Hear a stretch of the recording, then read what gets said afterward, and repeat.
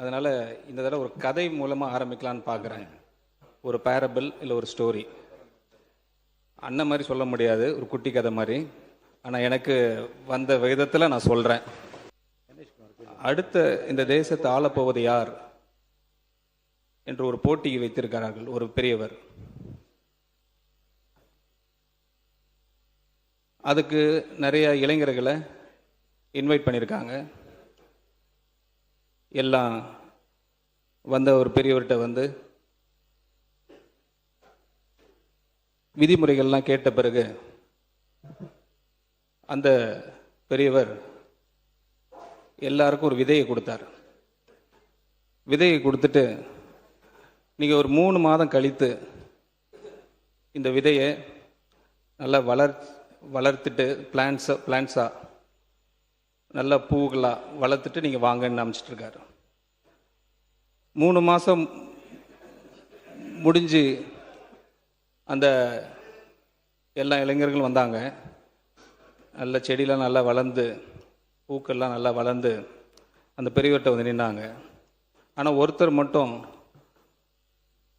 ஒன்றுமே அந்த வளர முடியாத நிலையில் அந்த பாட்டை கொண்டு வந்து கொடுக்குறாரு. அதை பார்த்து நிறைய பேர் சிரிக்கிறாங்க, நகைக்கிறாங்க. அப்போ வந்து அந்த பெரியவர் சொல்கிறாரு, இவர் தான் வெற்றி பெற்றார் என்று சொல்கிறாரு. அப்போ எல்லாருக்கும் ஒரு பெரிய கேள்விக்குறியாக இருக்குது. இது எப்படி சாத்தியம்? நாங்கள் எல்லாம் வளர்த்து கொண்டு வந்திருக்கிறோம், செடி கலர் கலராக வளர்ந்துருக்கு, பூக்கள் க்ரோ ஆகிருக்கு, பட் இப்படி இவர் சொல்கிறாருன்னு சொல்ல பார்த்து அதுக்கு அந்த பெரியவர் சொன்னாராம், நான் விதை கொடுத்தது வந்து வேக வச்ச விதை. அது ஒரு நாளும் முளைக்கவே முளைக்காது. வெற்றி அடைவதற்காக பொய் சொல்லாமல் நேர்மையாக வந்த இவர்தான் நாங்கள் தேர்வு செய்கிறோம் என்று சொன்னாராம். வெற்றி அடைவதற்காக பொய் சொல்லாமல் குறுக்கு வழியை கடைப்பிடிக்காமல் நேர்மையாக இருந்தால் எல்லாம் இங்கே சாத்தியம் என்பதற்கு எங்கள் தலைவரை சாட்சி. ஒரு மன்னன் வயசாயிருச்சு, தனக்கு பின்னாடி வாரிசு இல்லை. ஊர்ல என்ன பண்றான், நாட்டுக்குள்ள ஒரு பறை அறிவிக்கிறான், செய்தியை சொல்றான். இளவரசரை, நாட்டுக்கான இளவரசரை, அடுத்த மன்னரை மன்னர் தெரிவு செய்திருக்கிறார். நாடெங்கிலும் எல்லா இளைஞர்களும் வாருங்கள் என்று வர வைக்கிறார். சிறுவர்கள் எல்லாரும் வந்து நிற்கிறாங்க. எல்லாருக்கும் விதையை கொடுக்கிறார். இந்த விதையை முளைக்க வச்சு நன்கு வளர்த்து கொண்டு வருகிறவன் எவனோ அவனே இந்த நாட்டின் அடுத்த இளவரசன், அவனே மன்னன் என்று அறிவிக்கிறார். எல்லாரும் போட்டி போட்டு கொண்டு தொட்டியில் வைத்து மண்ணை போட்டு உரத்தை போட்டு தண்ணியை ஊற்றி வளர்க்கிறார்கள். ஒரு ஏழை தாயின் மகன், நம்மை போல ஒரு ஏழை தாயின் மகன், அவன் என்ன பண்றான், ஒரு தொட்டியில போட்டு மண்ணை போட்டு தண்ணியை ஊற்றி ஊற்றி ஊற்றி பார்க்குறான். முளைக்கவே இல்லை, முளைக்கவே இல்லை. மன்னர் செடியை கொண்டு வந்து கொடுக்க சொல்ற நேரம் வந்து விட்டது. அழுகிறான், அம்மாவை கட்டி பிடிச்ச, அம்மா நான் எவ்வளவோ பாடுபட்டு அதுக்கு உரம் வச்சேன், தண்ணி வச்சேன், முளைக்கலை அம்மா அப்படின்றான். சரிப்பா நீ அழாத, கொண்டு போய் மன்னர்கிட்ட காட்டி நான் எவ்வளவோ பாடுபட்டு வளர்த்து பார்த்தேன், முளைக்கவே இல்லை மன்னரேங்கிறத சொல்லிட்டு வாப்பா, போய் உண்மையை சொல்லிட்டு வா போ அப்படின்னு அனுப்பி வைக்கிறான். ஆனால் அந்த நாட்டில் மன்னர் நிற்கிறார், அடுத்த இளவரசனை தேர்வு செய்ய. நாடே ஆர்வமா இருக்கு. எல்லாரும் செடியை வளர்த்து வளர்த்து கொண்டு வந்திருக்கான். பெரிய பெரிய பெரிய பெரிய செடி, ஒரு செடி உயரமா இருக்கு, ஒரு செடி கொஞ்சம் உயரமா இருக்கு, ஒரு செடி ரொம்ப உயரமா இருக்கு. மக்கள் பேசிக்கிறாங்க, இவர் தான் இளவரசரா வருவாரு, இவர் செடி ரொம்ப உயரமா இருக்கு, இவர் செடி உயரமா இருக்குன்னு. இதுல முளைக்காத ஒரு தொட்டியை வச்சுக்கிட்டு ஒருத்தன் நிக்கிறான். அவனை பார்த்து எல்லாம் சிரிக்கிறான், ஐயோ இந்த பையன் முளைக்காத விட்டு இவனும் வந்து நிக்கிறான் பாரு அப்படின்னு. அவன் அப்படியே கலக்கத்தோட நின்றுகிட்டு இருக்கான். எல்லாரும் செடியை காட்டுறாங்க. மன்னர் போங்க, இல்ல போங்க, இல்ல போ, இல்ல போன்னு தள்ளி விட்டுக்கிட்டே இருக்கிறாரு. மக்கள் பார்க்குற, மன்னனுக்கு என்ன பைத்தியமா, அந்த செடி தான் நல்லா வளர்ந்துருக்கு, அதை தேர்வு செய்யாம சொல்றாரு. நீ எல்லா செடியும் தள்ளிட்டாரு. கடைசியா வெறுஞ்சட்டியோட நிக்கிறான், முளைக்காத சட்டியோட ஒரு ஏழை சிறுவன்.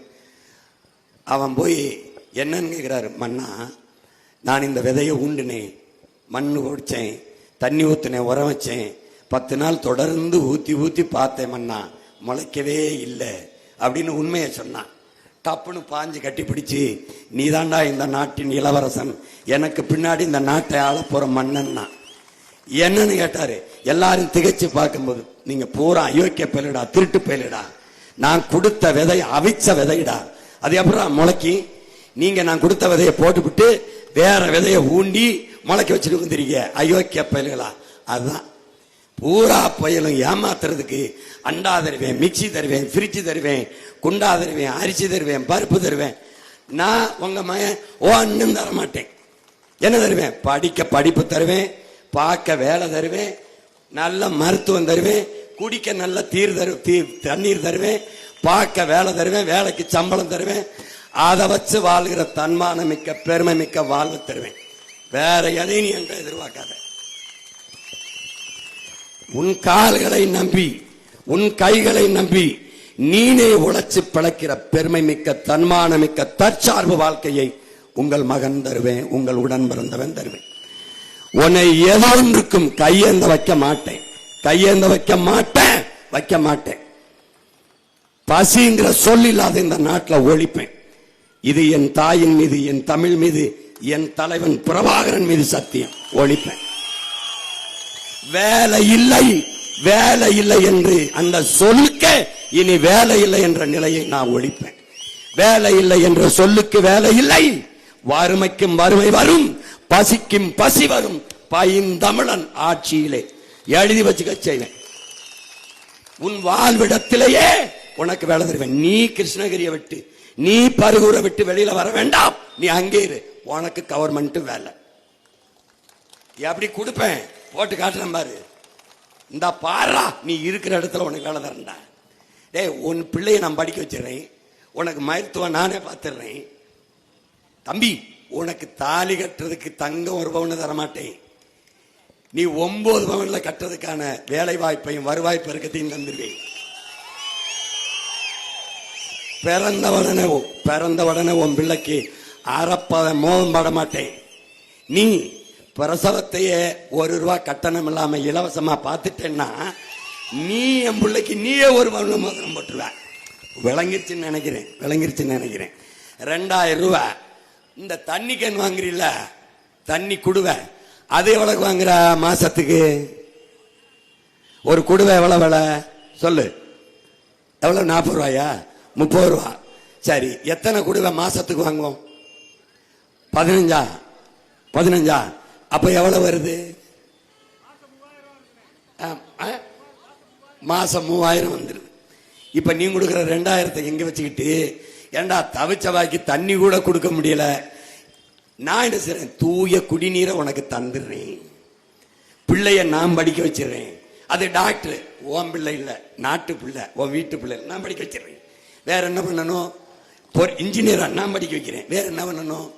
அவன் என்ன படிக்க நினைக்கிறானோ நான் படிக்கப்பேன். ஏன்னா பிள்ளைகள் உங்கள் வீட்டின் செல்வங்கள் அல்ல, தமிழ் தேசிய நாட்டின் செல்வங்கள். அவன் படிப்பான்.